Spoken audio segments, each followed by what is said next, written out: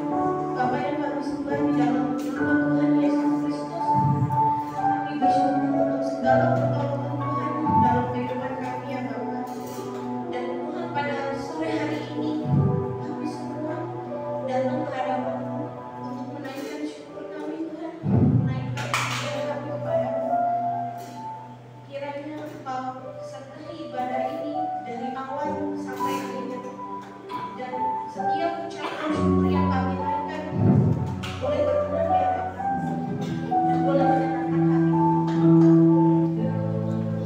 Tuhan berkati semua jemaat yang hadir di tempat ini, maupun jemaat ini yang tidak bisa hadir.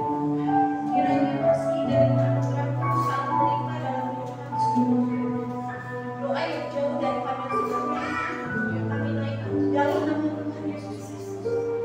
Selamat kami. Masih semangat semuanya? Kita masih bagus betul. Silakan menyanyikan lagu apa yang ada di hati Kakak.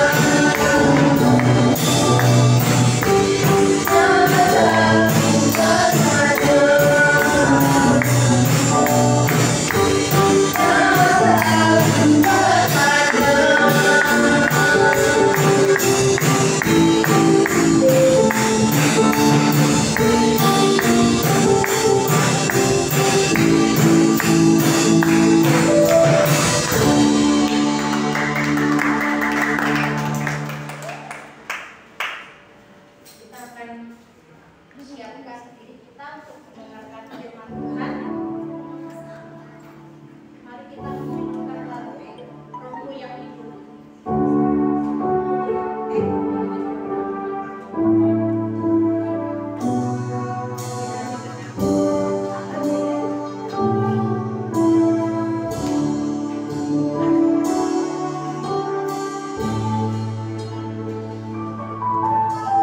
Rohmu yang hidup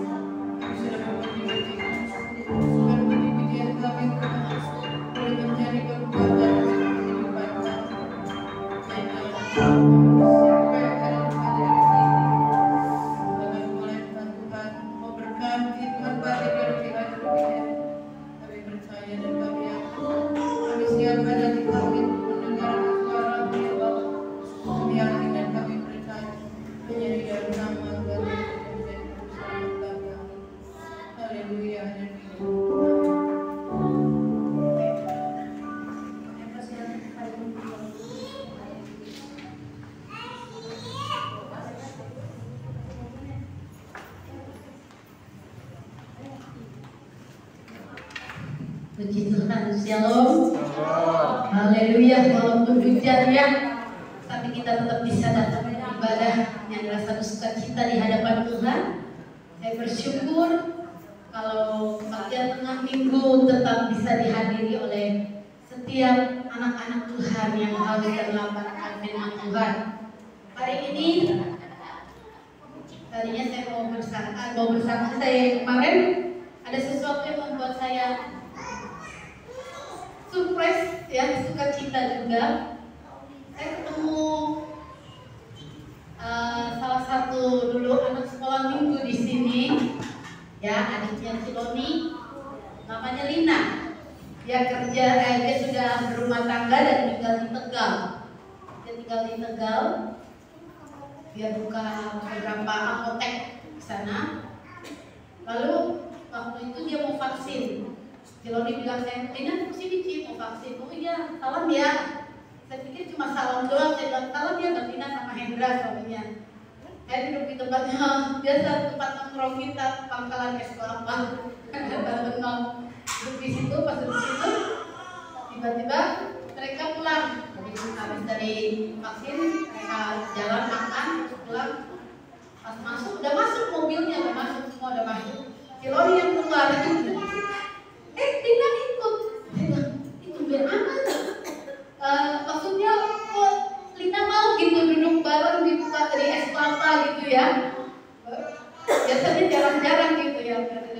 Mungkin capek kan dari Tegal pagi sampai vaksin dan segala macam. Kayak begitu. Cita tanggal berapa? Tanggal 5. Kenapa Cita tanggal 5? Saya cerita sebelum ada PPKM kita Natalan dulu gitu. Kalau mau kalah sama PPKM ya, nanti PPKM turun kita sudah Natalan, memang enak gitu ya. Kita harus lebih selangkah lebih maju kayak Honda gitu ya. Saya bilang begitu dan gitu. Terus dia bilang, nggak tahu kenapa, lalu dia bilang, di sana lewat Ciloni, jadi sedang rekeningnya, Lina mau nyumbang Natal. Katanya mau nyumbang Natal. Aduh, saya bilang bahagia tapi yang aneh, bersyukur tapi punya gampang gitu ya orang ya. Baru ketemu saya mau nyumbang Natal, puji Tuhan, haleluya. Ya saya kasih akan nomor rekeningnya. Nomor rekeningnya karena saya jauh dari wifi, jadi muter sudah sampai. Akhirnya Ciloni foto dan dikirimlah uang untuk biaya Natal kita. Kalau Tuhan sudah buka jalan, tidak ada satupun yang dapat menutupnya. Ya, dari Tegal jauh-jauh, melewatin berapa gereja tuh dari Tegal jauh begini. Yang dapat berkat orang, puji Tuhan ya. Semua Tuhan percayakan bagi kita untuk kita menjadi orang-orang yang mengelola rumah Tuhan dengan baik, supaya berkat itu terus mengalir. Kalau dari hamba Tuhan yang berkatnya mengalir, pasti mengalir sampai ke bawah. Saya percaya itu. Ketika Harun, jubah Harun itu di kepala Harun diminyaki, melebar ke bawah. Jadi berkat itu turun dari hambanya sampai ke bawah. Ya, tergantung kita mau menerima berkat apa enggak. Saya cuma bilang sama jemaat begini, kamu mau diberkati enggak? Mau, lakukan firman Tuhan. Kalau kamu gak mau diberkati, jangan lakukan firman Tuhan. Kamu lihat saya yang diberkati Tuhan, emang enak? Gitu loh, cuma lihat doang saya diberkati Tuhan, kok saya enggak. Karena apa? Dalam melakukan firman Tuhan, itu ada berkat. Ya, Kita akan dengar pemberitaan firman Tuhan tentang pertobatan orang saleh. Bukan namanya Pak Saleh ya. Pertobatan orang saleh. Siapa orang saleh di dalam Alkitab? Yo, quiz. Siapa orang saleh di dalam Alkitab? Acung. Salah satu aja. Quiz. Acung dulu baru ngomong. Biar dapat hadiah. Ayo. Ayo. Siapa lagi? Satu udah dulu. Ayo. Siapa lagi? Dewi. Dewi zaman sekarang di Alkitab. No, 2, betul. Siapa lagi? Ada 3, ada 4, ada 5, ada banyak. Siapa? Yang disebut di Alkitab orang saleh dan hidup benar di hadapan Tuhan. Abraham. Tidak disebut orang saleh tapi. Ayo. Daud tidak disebut orang saleh. Ayo. Tidak disebut orang saleh. Tidak disebut orang saleh. Musa adalah orang yang lembut hatinya. Ayo. Satu lagi yang terkenal banget yang gak mati, yang langsung diangkat ke surga karena dia bergaul dengan Tuhan, umurnya cuma 390. Ya, Henok. Siapa jawab? Ibu. Ya, jadi 3 ya hadiahnya ya. Puji Tuhan. Nanti hadiahnya ya. Nuh, Henok, satu lagi, Ayub. Itu disebutkan di Alkitab orang saleh pada zamannya.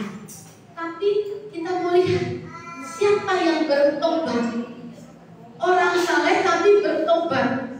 Kalau bekas pembunuh, bekas pencuri, bekas pelacur, bekas hal-hal yang tidak baik, kalau bertobat itu ya harus. Tetapi ini orang saleh yang bertobat. Orang yang sudah terkenal baik tapi belum bertobat. Oh, ya kita ya. Yuk kita baca dulu yuk. Daripada kita mencari-cari, menebak-nebak. Kisah Para Rasul pasal 10. Kisah Para Rasul pasal 10. Kita akan baca di bagian yang pertama yaitu ayat 1 sampai 5. Kisah Para Rasul pasal 10 ayat 1 sampai 5. Kita baca sama-sama ya. 2, 3. Petrus dan Kornelius. Di Kaisarea ada seorang yang bernama Kornelius, seorang perwira pasukan yang disebut pasukan Italia. Ia saleh. Ia serta seisi rumahnya takut akan Allah dan ia memberi banyak sedekah kepada siapa? Umat Yahudi, dan senantiasa berdoa kepada Allah. Dalam suatu penglihatan kira-kira jam 3 petang, jelas tampak padanya seorang malaikat Allah masuk ke dalam rumahnya dan berkata kepadanya, Kornelius. Ayat 4. Kornelius menatap malaikat itu dan dengan takut ia berkata, ada apa Tuhan? Jawab malaikat itu, semua doamu dan sedekahmu telah naik ke hadirat Allah, dan Allah mengingat engkau. Dan sekarang suruhlah beberapa orang ke Yope untuk menjemput seorang yang bernama Simon yang disebut Petrus. Bapak ibu saudara yang dikasih Tuhan, seorang perwira, kalau sekarang itu jenderal ya, seorang jenderal dari Italia, tapi dia seorang yang baik. Bukan dia sendiri, tapi seisi rumahnya dikatakan yang beribadah kepada Tuhan.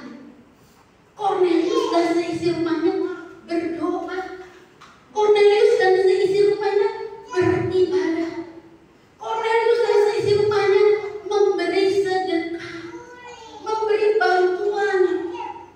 Tetapi ketika Tuhan melihat semua yang dilakukan oleh Kornelius orang saleh ini, ada kekurangannya. Jadi Bapak Ibu yang dikasih Tuhan, dalam kehidupan kita, apalagi kita orang percaya, bukan hanya kita harus berbuat baik, bukan hanya kita harus beribadah dengan setia dan meninggalkan semua hal-hal yang jahat. Cornelius, semua doanya, semua sedekahnya, semua kebaikan dan kesalehannya naik ke surga. Cornelius bukan orang yang pelit. Cornelius bukan orang yang pikir-pikir untuk membantu orang. Saya percaya saudaraku, ketika kita memberikan hidup kita untuk Tuhan, apapun yang kita korbankan itu naik ke hadapan Tuhan. Walaupun tidak berupa seperti asap yang mengepul ke udara gitu ya. Kalau persembahan Kain dan Habel diceritakan, persembahan Habel naik asapnya sampai ke langit. Persembahan Kain karena dari tumbuh-tumbuhan mubar mabin, asapnya tidak menentu, garing. Tapi ketika itu terjadi, Tuhan mengutus seorang malaikat. Katanya apa?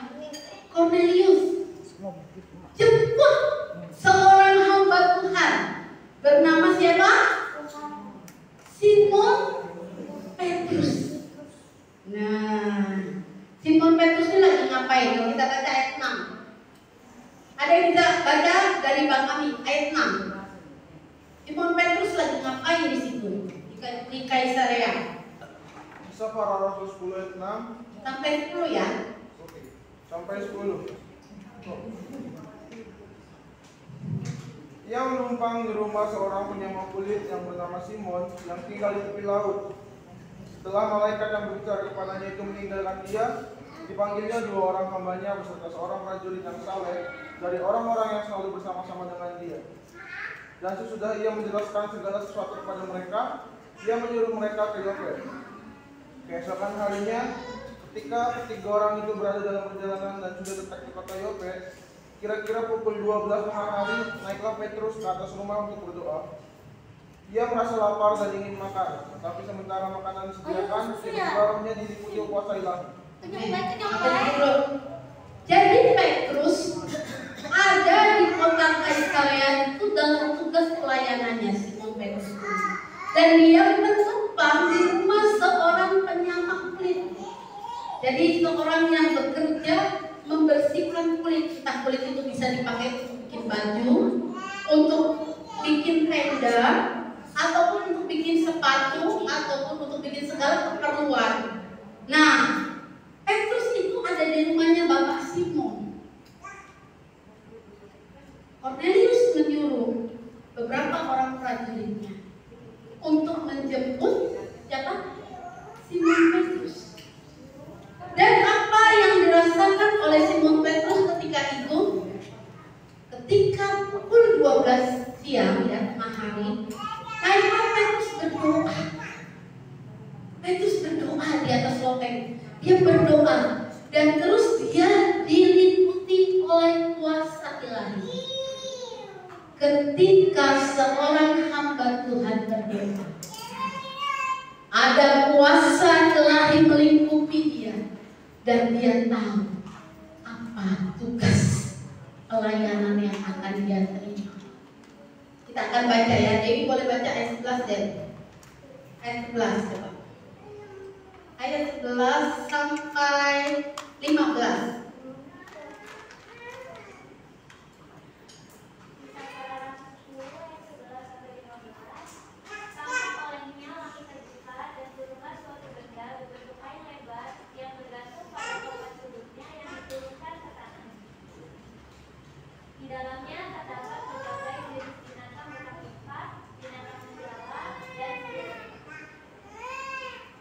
Kedengaranlah olehnya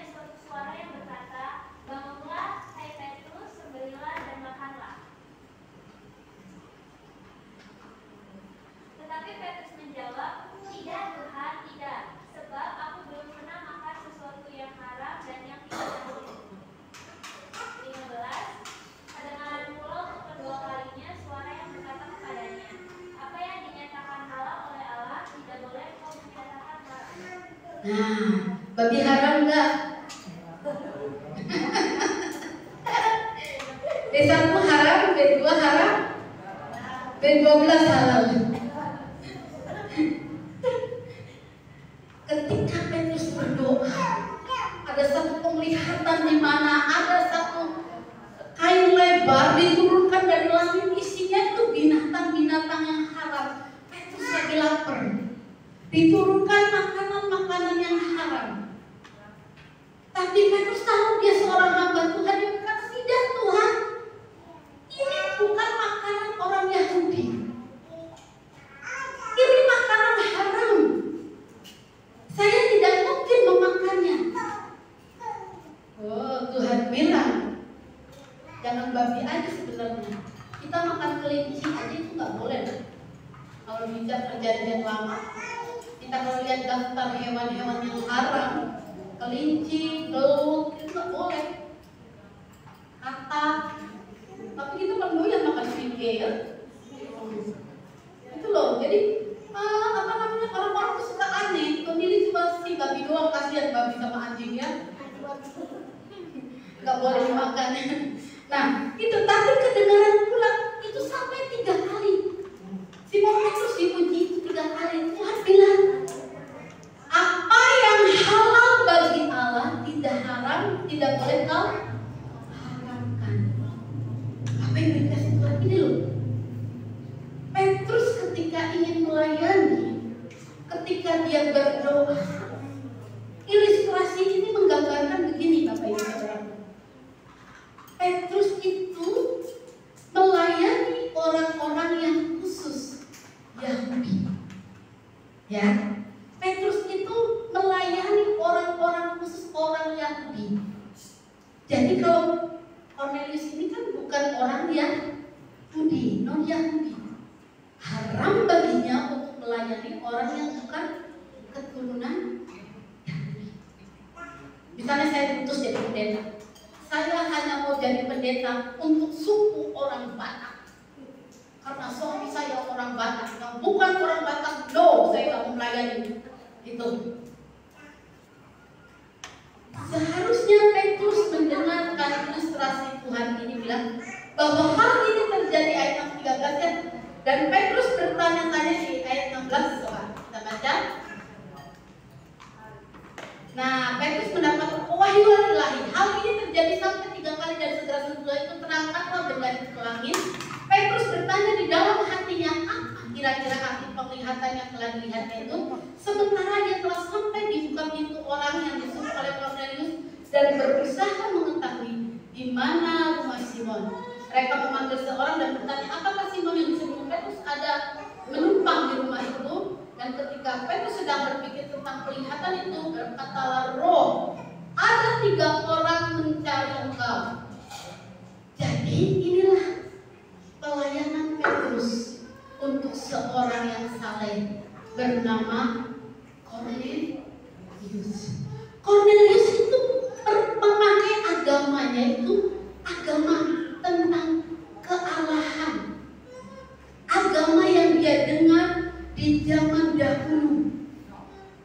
Dia belum mengalami satu hal yang disebut dengan kata lain kematian, kebangkitan, kenaikan, mulai dari kelahiran yang bernama Tuhan Yesus Kristus. Ketika orang ini mencari, utusan Cornelius ini mencari Petrus dan didapatinya itu, Roh berkata, ada 3 orang mencari engkau, bangunlah, turunlah ke bawah dan berangkatlah bersama-sama dengan mereka. Jangan bimbang sebab aku yang menyuruh mereka kemari. Lalu turunlah Petrus di bawah dan berkata kepadanya, akulah yang kamu cari, apakah maksud kedatanganmu? Jawab mereka, Cornelius seorang yang tulus hatinya dan takut akan Allah, yang terkenal baik di antara seluruh bangsa Yahudi, telah menerima pernyataan Allah dengan perantara seorang malaikat kudus supaya dia mengundang engkau ke rumahnya dan mendengar apa yang engkau katakan. Apa itu yang kasih Tuhan? ketika pewahyuan ilahi itu menghampiri Petrus, dan pas, kejadiannya pasti pas. Seorang yang melayani Tuhan, yang diutus oleh Tuhan, pasti kejadiannya itu dengan sesuatu itu pas. Jadi kalau kita disuruh Tuhan seperti hamba-hamba Tuhan, kalian pun hamba-hamba Tuhan, kita harus punya koneksi dengan Tuhan. Kita harus punya hubungan yang baik dengan Tuhan, karena segala sesuatu yang Tuhan mau suruh kita itu pas. Kayaknya alam semesta ini ikut mendukung tugas pelayanan kita. Seluruh apa yang ada di dalam jagat raya ini mendukung pelayanan kita. Seperti yang Petrus alami. Jangan engkau melangkah melayani Tuhan dengan keinginanmu sendiri, dengan kemauanmu sendiri. Enggak pas. Waktu Tuhan, karyosnya Tuhan harus kita rasakan. Harus kita benar-benar tahu persis seperti yang Petrus alami. Ada yang membutuhkan pelayanannya, ada yang melayani. Segala keadaan, saya bilang itu, segala alam semesta ini mendukung untuk kita melayani. Pasti Tuhan bukan jalan kalau kita dengar suara Tuhan dengan benar. Perlu kita memiliki hati itu seperti Petrus. Jadi ketika kita melayani, kita nggak melayani dengan cara yang salah. Dukung sepenuhnya oleh Tuhan. Kalau bisa itu seluruh sorga itu mendukung pelayanan kita yang ada di bumi. Itu luar biasa, saudaraku. Itu luar biasa. Cornelius dikatakan kalau di ayat 22, saya cemburu dengan Cornelius. Sebab Cornelius dikatakan bahwa dia seorang perwira, seorang jenderal, seorang yang memiliki jabatan tinggi, tapi memiliki hati yang tulus dan takut akan Allah. Dia terkenal baik sampai Tuhan memilih seorang malaikat untuk mendatangi dia. Sudahkah kita alami hal ini dalam hidup kita? Berapa lama kita beribadah kepada Tuhan? Berapa lama kita ikut Tuhan? Berapa lama kita menjadi orang Kristen? Tapi di dalam kehidupan kita hampa, di dalam kehidupan kita galau, kita tidak mendengar suara Tuhan, kita tidak melakukan apa yang harus Tuhan berikan bagi kita, kacau. Kayak bikin sayur kurang garam, walaupun yang dimasak daging B2, B1, ayam kampung, burung onta, ayam kampung, semua dimasak tanpa garam. Tidak. Itulah hamba-hamba Tuhan, anak-anak Tuhan yang tidak memiliki kesatuan hati dengan Tuhan. Cornelius begitu memiliki hubungan yang dekat dengan Allah, walaupun dia belum mengenal Yesus. Kalah kita sudah kenal Yesus, tapi kita masih jauh dari Yesus. Ya, kenapa? Kalau kita ayat yang selanjutnya, kalau kita baca di ayat yang ke-26, tetapi Petrus menegakkan dia dan berkata, bangunlah, aku hanya manusia saja. Dan sambil bercakap-cakap dengan dia, ia masuk mendapati banyak orang sedang berkumpul. Singkat cerita, Petrus dibawa oleh prajuritnya Cornelius, datang ke dalam rumahnya Cornelius, dan Cornelius ini tahu ini hamba Tuhan. Di ayat yang ke-25, yang bersujud di depan hamba Tuhan. Ya, dia menyembah Petrus karena dia tahu itu hamba Tuhan, hamba yang diurapi Tuhan, hamba yang diutus Tuhan, hamba yang akan dipakai Tuhan. Nah, lalu Petrus tidak menganggap dirinya hebat. Dia bilang, sembah aku enggak, bangun, aku hanya biasa. Ya. Terus sambil bercakap-cakap di ayat ke-28 bisa dikatakan ia berkata kepada mereka, kamu tahu betapa kerasnya larangan bagi seorang Yahudi untuk bergaul dengan orang-orang yang bukan Yahudi atau masuk ke rumah mereka. Ini yang Petrus melanggar sebagai hamba Tuhan. Seringkali ketika kita melayani orang, kita lihat siapa yang kita layani. Tetapi hari ini kita mau belajar, siapapun yang datang kepada kita mau melayani mereka. Tetapi Allah telah menunjukkan kepadaku bahwa aku tidak boleh menyebut orang najis atau tidak tahu. Apa yang Paulus yang Cornelius dapatkan? Dia mendapat satu kebahagiaan.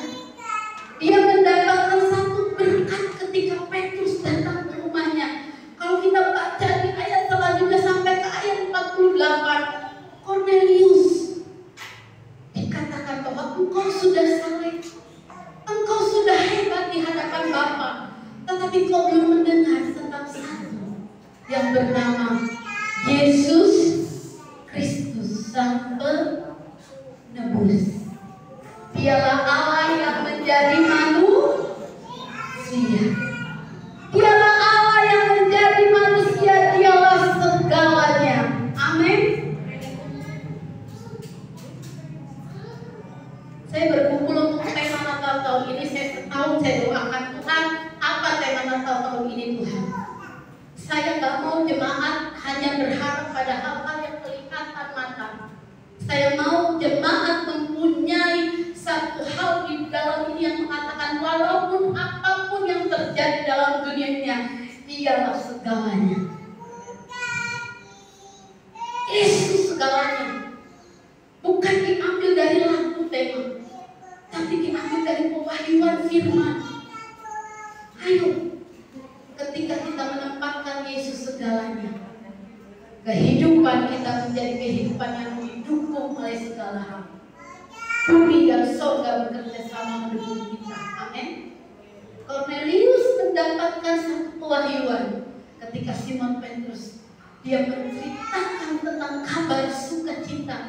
Hai engkau Cornelius, engkau dari seisi rumahmu diselamatkan karena engkau percaya. Tapi engkau harus lebih percaya kepada siapa? Tuhan Yesus Kristus. Allah menjadi manusia, lahir, disalib, mati, dikubur dan dibangkitkan. Ini yang Cornelius dapatkan dari Petrus. Lalu Cornelius, kalau kita baca sampai ayat 48-nya di rumah, nanti kita baca sama-sama. Itu Cornelius mendapatkan satu kepenuhan Roh Kudus. Nah, Bapak Ibu nih, siapa yang sudah penuh dengan Roh Kudus? Ini tahun 2021. Sebentar lagi masuk ke 2022. Siapa yang sudah penuh dengan Roh Kudus? Angkat tangan. Siapa yang sudah penuh dengan Roh Kudus? Belum semua. Aduh, saya bisa masuk ke lain dari hati kita harus dipenuhi dengan Roh Kudus. Menghadapi apapun, andalkan Roh Kudus, Roh penolong, Roh penghibur, Roh yang memberi kekuatan. Jangan akal pikiran kita yang dipakai. Nggak masuk akal, saudara. Nggak masuk akal. Saya dikasih uang belanja 700 seminggu, 1 juta seminggu, bisa habis 3 juta seminggu. Saudara bisa pikir, dari mana 2 jutanya? Nggak masuk akal kalau pelayanan saya nol.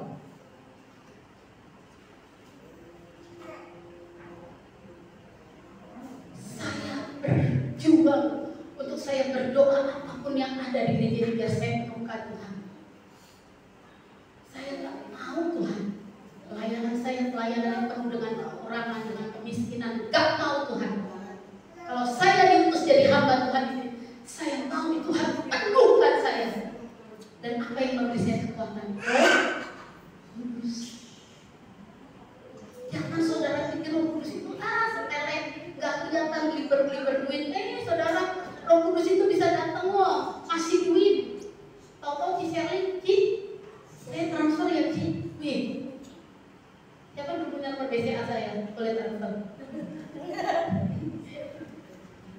Roh Kudus itu membuat hati kita itu bersukacita untuk melayani Tuhan. Nggak pikir itu berapa. Kayak Petrus ini. Kayak si Petrus ini.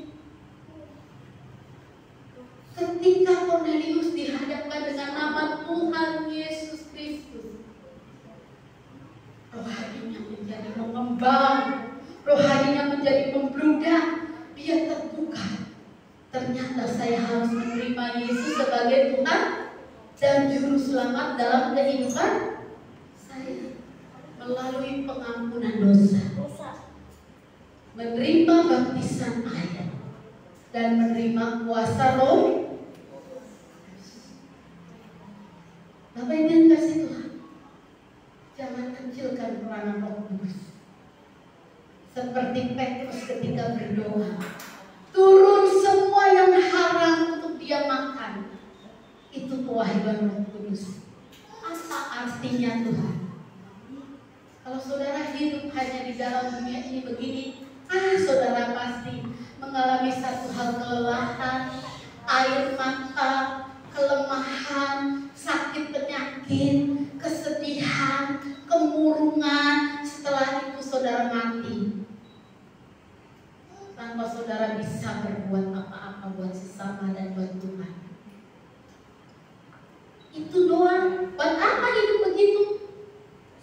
Hidup itu harus berarti. Hidup itu harus berjuang. Hidup itu harus membawa orang kepada Dia.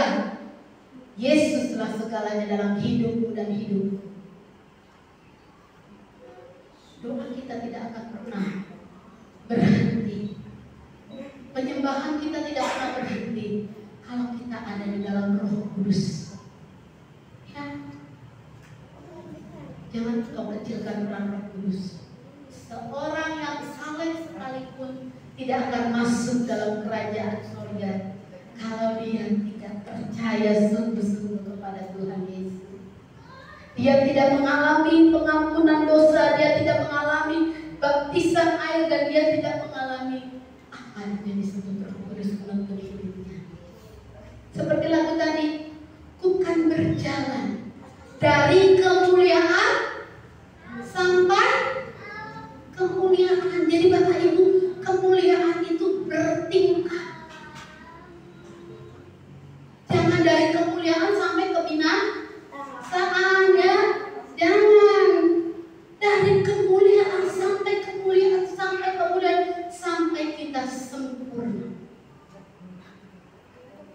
Saya mengalami banyak hal yang Tuhan beri bagi saya, dan saya rasa alam semesta pun ikut mendukung saya, membantu saya untuk saya mewujudkan pelayanan ini. Walaupun tidak bisa berlari, tapi otomatis kita bisa berjalan bersama. Ya, kalau jemaat diajak berlari bisa ngos-ngosan.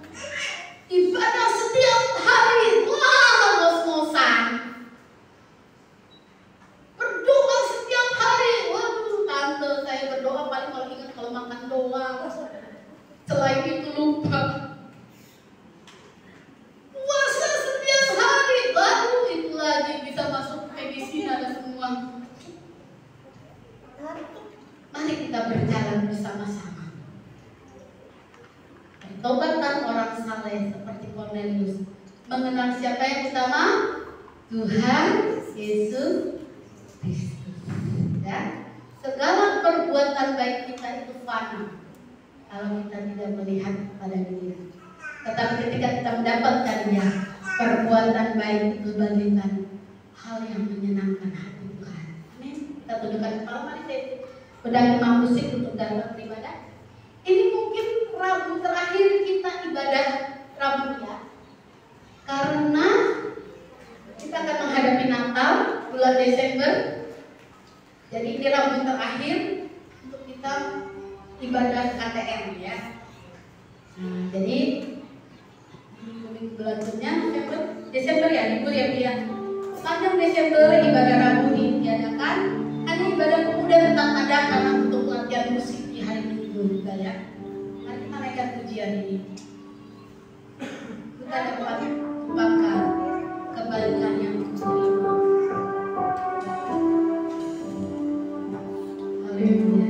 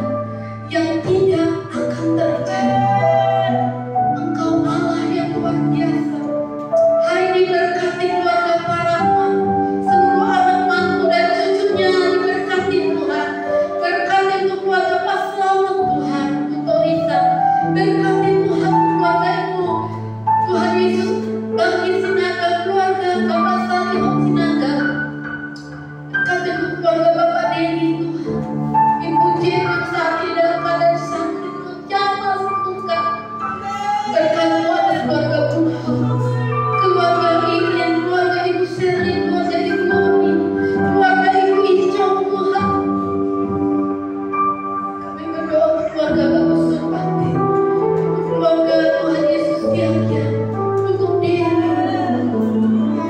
untuk Sergius, untuk Bapak Yesus, Floren, amin, haleluya, dari Cipinang yang begitu jauh dia untuk beribadah di tempat ini. Berkati Tuhan. Untuk Doni, untuk anak-anak kami yang hadir saat ini, kami percaya Tuhan. Juga kami satukan hati doakan untuk Sinta, untuk pulang daripada kamar Tuhan yang sakit. Untuk Marta, Maria, Tuhan dalam pemulihan, jangan sembuhkan di dalam nama Yesus. Juga untuk Ibu Kim, untuk Ferry Malayatin, tak putus-putusnya kami berdoa, sembuhkan mereka ya Bapa, di dalam nama Tuhan Yesus Kristus. Amin, haleluya. Kami rindu Tuhan Natal tahun ini kami boleh bersama-sama berbakti, beribadah, merayakan Natal dengan sukacita Tuhan. Berikan cuaca yang baik, acara demi acara berjalan dengan baik. Bahkan Tuhan mengutus hamba-Mu untuk menjadi pembicara di tempat ini dari Bandung Tuhan. Bapak Dadang Dinamko juga Tuhan memberkati beliau. Tuhan menolong, mempersiapkan diri untuk menjadi saluran berkat di Natal kami. Berkati tiap seksi yang ada Tuhan. Berkati ketua panitia Natal, berkati bendahara, sekretaris, tim musik, WL singers, Tuhan guru-guru sekolah minggu, anak-anak sekolah minggu, remaja, pemuda, bapak, ibu. Berkati kami semua Tuhan, supaya tanggal 5 Desember kita dapat bersama-sama merayakan Natal dengan satu kedalam hati menghadap Tuhan, dengan satu pengakuan di hadapan Tuhan bahwa Yesuslah segalanya dalam kehidupan kami. Terima kasih Bapa, terima kasih. Kami bersyukur. Kami bersyukur buat segala pertolongan-Mu yang luar biasa. Terima kasih. Sebelum kami pulang Tuhan, kami akan makan, berkati makanan dan minuman kami menjadi kekuatan kesehatan bagi kami. Berkati orang-orang yang dalam kekurangan Tuhan, mereka juga boleh merasakan berkat yang sama apa yang kami rasakan. Ketika kami pulang ke rumah kami masing-masing, besertalah dengan kami, dengan kendaraan apapun yang kami naiki sampai ke rumah kami masing-masing, dan kami boleh menjadi berkat. Mari angkat hatiku di hadapan Tuhan. Tuhan memberkati engkau dan melindungi engkau. Tuhan menyinari engkau dengan wajahnya dan memberi engkau kasih karunia. Tuhan menghadapkan wajahnya kepadamu dan memberi engkau damai sejahtera. Jemaat yang dikasih Tuhan, pulanglah engkau dalam persekutuan dalam kasih Allah Bapa, Anak yang tunggal Tuhan Yesus Kristus dan Roh Kudus menyertai kita sampai Maranatha. Tuhan Yesus memberkati.